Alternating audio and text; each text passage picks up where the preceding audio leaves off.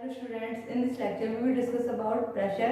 इससे पहले लेक्चर में हम फोर्स के बारे में पढ़ चुके हैं। अब हम पढ़ेंगे प्रेशर के बारे में। प्रेशर क्या होता है? तो प्रेशर होता है कि जो फोर्स पर यूनिट एरिया पे जो फोर्स लगता है, फोर्स पर यूनिट एरिया पे लगता है उसे हम क्या बोलते हैं? प्रेशर बोलते हैं। तो डेफिनेशन क्या होती है प्रेशर की? The normal force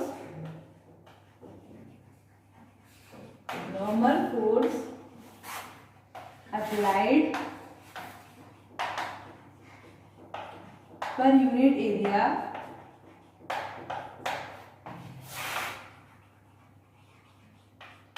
is called pressure.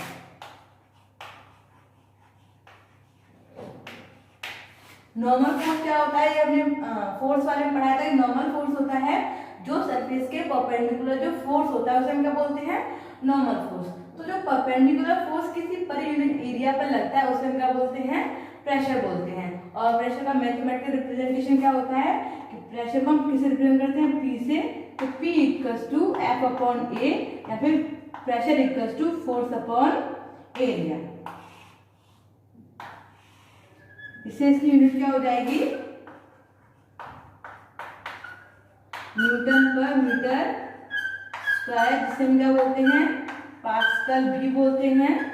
और इसको हम किससे रिप्रेजेंट करते हैं? PA से। ठीक है, तो प्रेशर की यूनिट क्या होती है? न्यूटन पर मीटर स्क्वायर या फिर पास्कल। ओके, अब हम देखते हैं। जैसे कि अब पहले हमने क्या करा? एरिया को कांस्टेंट रखा।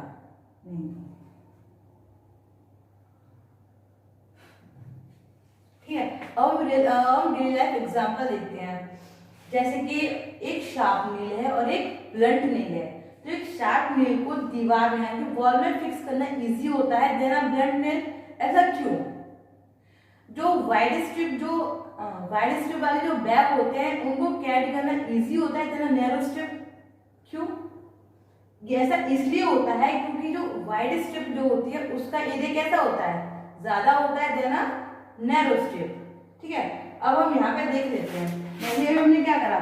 फोर्स को रखा हमने कांस्टेंट।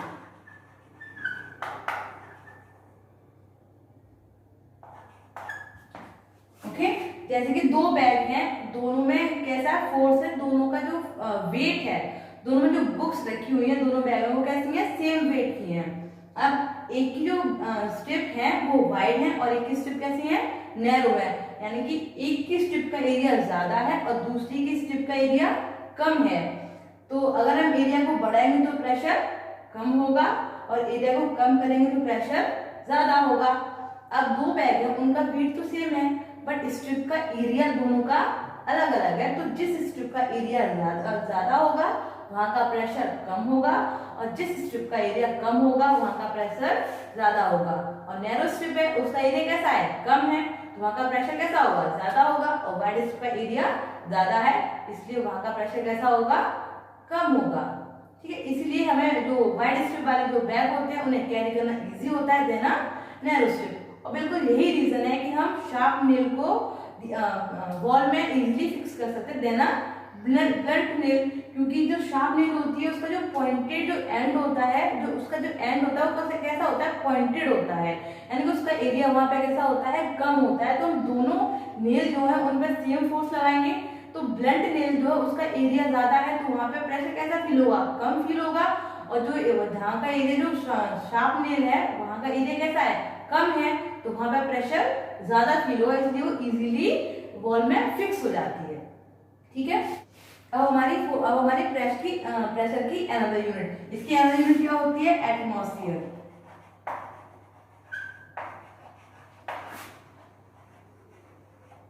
ठीक है, इससे हम रिप्रेजेंट करते हैं ATM से। तो 1 एटमॉस्फेयर में कितने पास्कल होते हैं? 1.01 इंटू 10⁵ पास्कल। ठीक है, तो प्रेशर की दूसरी यूनिट क्या होती है? एटमॉस्फेयर। और 1 एटमॉस्फेयर में या फिर वो कहें तो कि एटमॉस्फेयर में और पास्कल में क्या रिलेशन होता है? तो 1 atmosphere equals to 1.01 into 10⁵ pascal. ठीक है, अब हमने अभी देखा था कि जैसे कि P इक्वल्स टू क्या होता है? F upon A। ओके, अगर आप एरिया को कांस्टेंट रखते हैं तो अगर आप फोर्स को इंक्रीज करेंगे तो प्रेशर भी इंक्रीज होगा और फोर्स को डिक्रीज करेंगे तो प्रेशर भी डिक्रीज होगा। तो हम कह सकते हैं कि प्रेशर जो होता है वो फोर्स के डायरेक्टली प्रोपोर्शनल होता है। अगर फोर्स इंक्रीज होगा तो प्रेशर भी इंक्रीज होगा और फोर्स डिक्रीज होगा तो प्रेशर भी डिक्रीज होगा। ये सब कब होगा? जब हमारा एरिया कांस्टेंट होगा। और अगर हम फोर्स को कांस्टेंट रखें, फोर्स को चेंज ना करें, सिर्फ एरिया को चेंज करें, तो क्या होगा? P inversely proportional to area. अगर हम एरिया को इंक्रीज करेंगे तो प्रेशर डिक्रीज होगा और एरिया को हम डिक्रीज करेंगे तो प्रेशर इंक्रीज होगा। ओके, अब हम पढ़ेंगे एटमॉस्फेरिक प्रेशर। एटमॉस्फेरिक प्रेशर क्या होता है?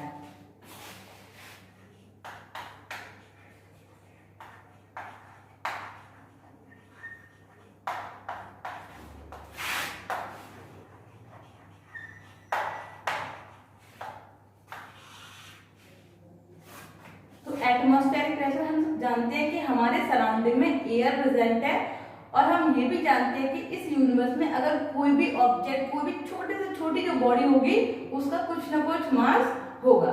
तो हमारे सराउंडिंग में एयर प्रेजेंट है तो उसका कुछ ना कुछ मास होगा, वेट होगा। वेट होगा तो उसका कुछ ना कुछ फोर्स भी लगा दी होगी। तो वो जो फोर्स हमारी अर्थ के सरफेस पर लगाती है, किसी यूनिट एरिया, हमारे अर्थ के किसी यूनिट एरिया पर जो एयर अपना फोर्स लगाती है उसको क्या बोलते हैं? प्रेशर बोलते हैं, एटमॉस्फेरिक प्रेशर। तो the pressure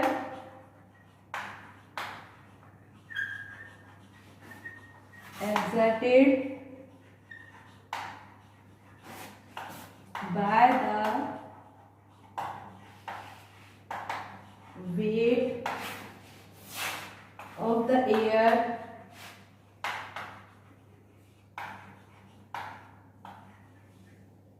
above the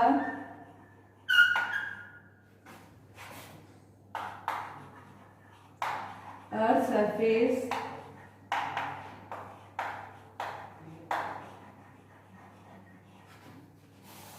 is called atmospheric pressure.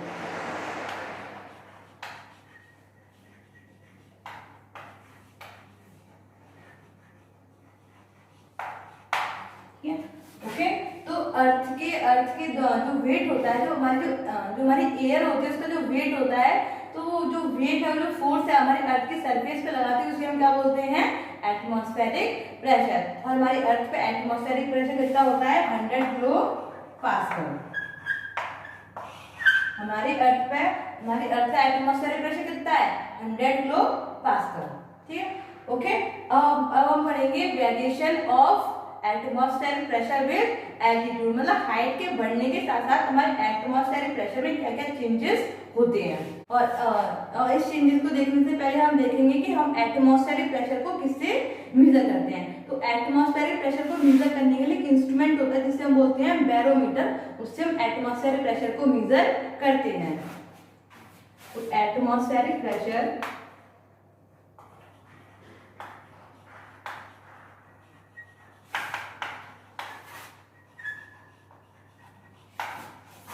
measured by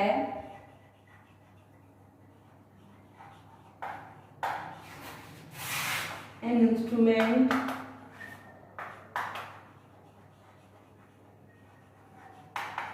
called barometer. हम एटमॉस्फेरिक प्रेशर किससे मेजर करते हैं? बैरोमीटर से। ओके, अब हम देखते हैं variation of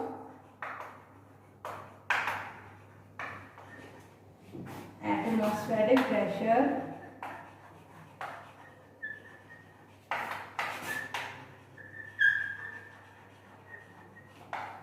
with altitude।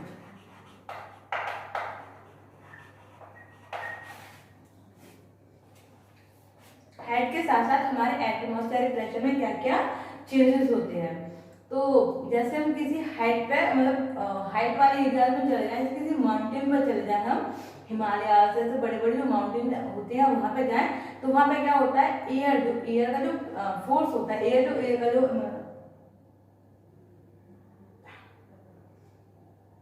Variation of atmospheric pressure with altitude, ठीक है।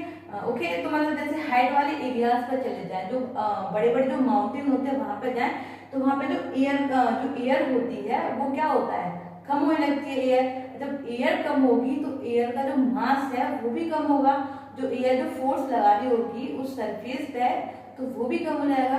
तो एयर के मास के कम होने के साथ साथ वहाँ का एटमॉस्फेरिक जो प्रेशर होता है वो भी कम हो जाता है, क्योंकि जो एयर होती है वहाँ का जो एयर का जो फोर्स होता है वो धीमे धीमे हाइट के साथ साथ कम होती जाती है, इसलिए वहाँ का जो एयर प्रेशर होता है, एटमॉस्फेरिक प्रेशर होता है, वो भी धीमे धीमे कम होता जाता है। ओके, हमारा क्या need of atmospheric pressure.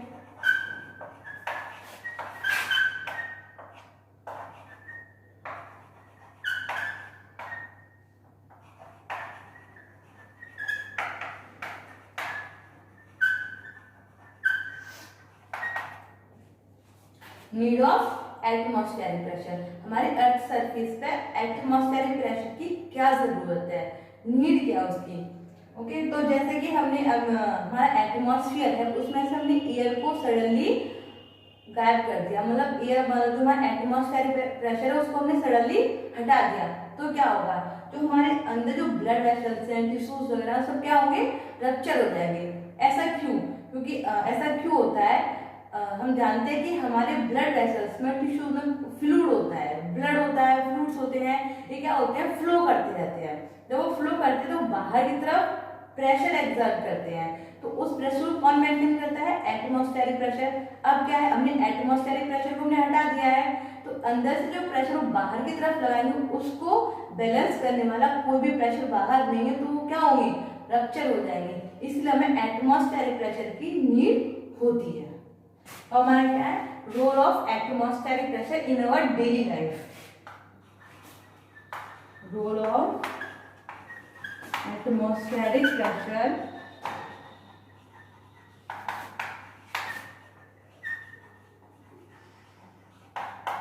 In our daily life.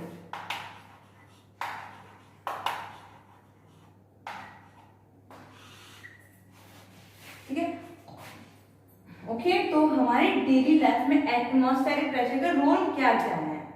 तो सबसे पहला हमारा क्या है, स्ट्रॉ, ड्रिंकिंग स्ट्रॉ, जो स्ट्रॉ से हम कोल्ड ड्रिंक, जूस वगैरह ऐसे ड्रिंक करते हैं, उसमें हम किसके वजह से ड्रिंक कर पाते हैं, एटमॉस्फेरिक प्रेशर की वजह से। तो फर्स्ट हमारा ड्रिंकिंग स्ट्रॉ,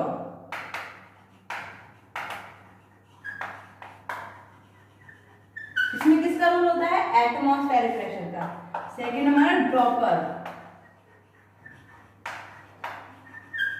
इसमें भी किसका रोल होता है, एटमॉस्फेरिक प्रेशर का। थर्ड है vacuum cleaner,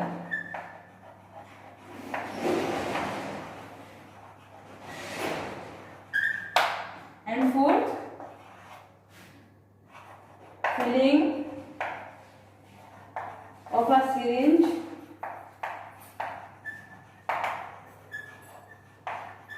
with a liquid। Okay, तो हम किसी सिरिंज को लिक्विड से फिल करते हैं, तो वो भी हम किस वजह से फिल कर पाते हैं, एटमॉस्फेरिक प्रेशर की वजह से। ठीक है, और भी कई सारे एग्जांपल है। ओके, यहाँ पे हमारा एटमॉस्फेरिक प्रेशर एंड प्रेशर यहाँ पे फिनिश हो चुका है, एंड नेक्स्ट लेक्चर में हम पढ़ेंगे liquid pressure and Pascal's law. Okay.